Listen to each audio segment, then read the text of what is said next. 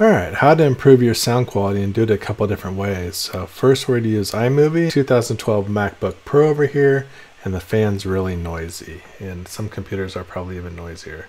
So let's let you just hear a few seconds interrupted. And now let's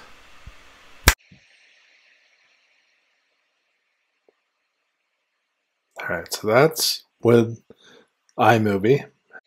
Alright, so how did I do it? I've got my videos imported. Here was the beginning, the clip, a little editing. But this is the one I changed, so I just went up to sound, clicked on the reduced noise, and changed it to 100%. And then just exported the file basically and chose my settings. So simple as that. That's a way to improve your sound in iMovie. Hope you like it. As always, love you lots. PGF Racing out.